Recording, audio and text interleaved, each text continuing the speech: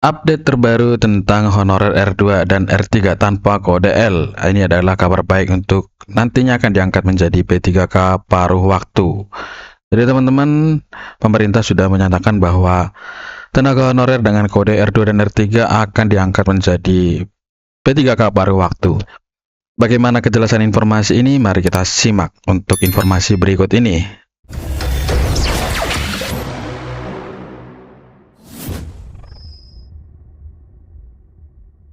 Kabar baik datang bagi tenaga honorer kategori R2 dan R3 terkait percepatan pengangkatan menjadi pegawai pemerintah dengan perjanjian kerja atau P3K tahun 2024. Pengangkatan tenaga honorer atau non-ASN kategori R2 dan R3 merupakan cita-cita yang diimpikan untuk segera menjadi ASN P3K 2024. Apalagi di tengah adanya gejolak efisiensi anggaran dari pemerintah yang menebalkan kekhawatiran para tenaga honorer ataupun non-ASN. Kepala BKN, Bapak Judan Arif, baru-baru ini menyampaikan arahan resmi mengenai mekanisme pengangkatan tenaga honorer dalam skema P3K paruh waktu. Proses pengangkatan P3K 2024 tahap yang pertama atau tahap 1. Dalam rapat daring yang membahas penyesuaian penetapan NIP CPNS dan P3K formasi 2024. Judan Arif menegaskan bahwa seluruh pejabat pembina kepegawaian di instansi pemerintah harus segera menindaklanjuti hasil seleksi CASN 2024, termasuk seleksi tahap pertama P3K. Nah, untuk seleksi tahap pertama ya teman-teman, hasil seleksi ini melahirkan dua kategori tenaga honorer, yakni R2 dan R3 yang terbagi dengan peserta berkode L ataupun lulus dan tanpa kode L ataupun tidak lolos atau tidak lulus. Honorer R2 dan R3 yang tidak memiliki kode L dipastikan belum mendapatkan formasi penempatan, namun akan segera diangkat menjadi P3K paruh waktu sesuai arahan dari BKN. Begitu teman-teman. Ini adalah arahan dari BKN langsung, yakni Bapak Judan Arif selaku Ketua Kepala BKN. Kebijakan ini merupakan bagian dari langkah strategis pemerintah dalam menata tenaga non-ASN secara menyeluruh dan serentak. Proses pengangkatan P3K penuh waktu dan paruh waktu akan berjalan beriringan untuk memastikan semua tenaga honorer yang telah mengikuti seleksi mendapatkan solusi yang adil dan berkelanjutan. Pengusulan data dan batas waktu.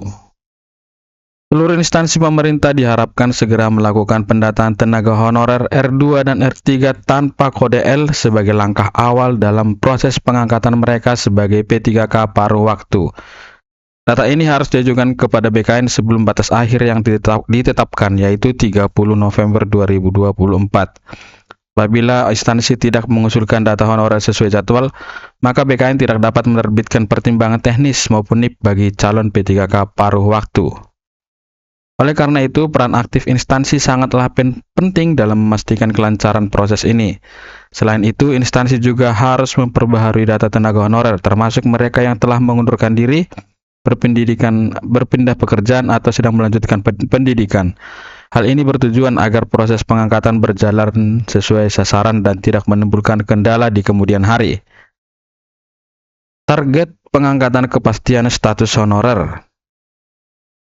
Kepala BKN menegaskan bahwa pengangkatan P3K paruh waktu bagi tenaga honorer R2 dan R3 tanpa kode L akan dilakukan secara serentak dengan penerbitan surat keputusan ataupun SK pengangkatan pada Maret 2026. Oleh karena itu, seluruh pengelola kepegawaian diminta untuk mulai menyiapkan persyaratan administrasi sejak dini bagi honorer R2 dan R3 tanpa kode L. Ini adalah momen yang harus disambut dengan kesiapan penuh. Mereka akan segera diangkat sebagai ASN melalui skema P3K paruh waktu dan ke depan tidak menutup kemungkinan untuk beralih menjadi P3K penuh waktu. Meskipun mekanisme perubahan status ini belum dijelaskan secara rinci, kebijakan ini menunjukkan komitmen kuat pemerintah dalam menuntaskan persoalan tenaga honorer yang selama ini belum mendapatkan kepastian status. Diketahui bahwa tenaga honorer R2 dan R3 tanpa kode L, kabar ini membawa angin segar bagi yang telah lama dinantikan. Proses pengusulan yang dilakukan oleh instansi masing-masing akan sangat menentukan percepatan pengangkatan mereka sebagai P3K paruh waktu. Pemerintah menargetkan agar seluruh pengangkatan dilakukan serentak sehingga tidak ada lagi tenaga honorer yang merasa terabaikan. Dengan adanya arahan resmi dari Kepala BKN, nasib honorer R2 dan R3 tanpa kode L ini kini semakin jelas. Semoga seluruh proses berjalan lancar dan tenaga honorer yang telah mengabdikan diri selama ini segera memperoleh status yang layak sebagai abdi negara. Jadi begitu teman-teman, update-nya tentang honorer R2 dan R3 tanpa kode L nanti akan diangkat menjadi P3K paruh waktu. Perihal penolakan masih banyak bergejolak di berbagai daerah ataupun instansi, di mana para tenaga honorer dengan R2 dan R3 ini menuntut agar seharusnya diangkat menjadi P3K penuh waktu, bukan menjadi P3K paruh waktu. Karena para tenaga honorer ini merasa pemberian posisi di P3K paruh waktu ini kurang adil ataupun tidak sesuai dengan apa yang mereka harapkan, di mana para tenaga honorer menyatakan bahwa pemerintah dari awal sudah mengatakan bahwa seleksi ataupun kompetensi yang dilakukan, seleksi kompetensi ataupun alat administrasi hanya sebuah persyaratan. Jadi di situ tenaga honorer menganggap bahwa karena hanya sebagai sebuah persyaratan saja, artinya mereka akan diangkat menjadi P3K penuh waktu. Sedangkan formasi yang disediakan itu tidak sesuai dengan apa yang dijanjikan. Begitu kira-kira komentar dari para honorer. Jadi sampai saat ini masih banyak bergejolak perihal P3K paruh waktu ini, karena untuk regulasinya belum ada diturunkan dari pemerintah. Nantinya akan termasuk untuk pengisian daftar riwayat hidup dan juga pemberkasan yang lain.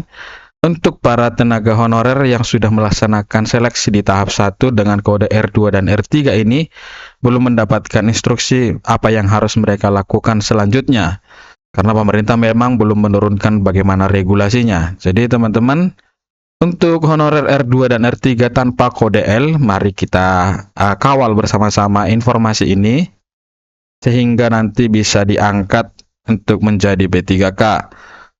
Untuk kelanjutannya paruh waktu atau penuh waktu, kita masih menunggu regulasinya.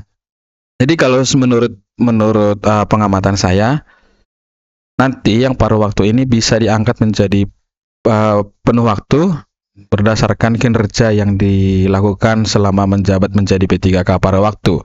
Jadi pertimbangan itu akan dikembalikan kepada instansi dan daerah masing-masing. Mungkin berkaitan dengan anggaran yang tersedia di instansi ataupun daerah masing-masing. Itu teman-teman yang bisa saya sampaikan pada sesi kali ini. Kalau teman-teman ada pertanyaan boleh ditanyakan di kolom komentar. Nanti kita akan carikan solusi ataupun informasi yang lebih jelas lagi perihal P3K yang sedang berjalan sampai saat ini. Oh teman-teman, saat ini sudah masuk kepada seleksi untuk tahap yang kedua. Untuk teman-teman yang sedang persiapan, silakan untuk bersiap-siap saja menunggu jadwal ataupun lokasi tes diumumkan oleh pihak-pihak yang berwenang dalam seleksi ini, yakni Panselnas atau Panitia Seleksi Nasional. Mereka lah pelaksananya. Jadi teman-teman boleh mencari informasi-informasi perihal soal-soal. Mungkin di konten saya ini sudah saya siapkan beberapa soal-soal, mungkin bisa membantu teman-teman untuk berlatih mengerjakan soal-soal.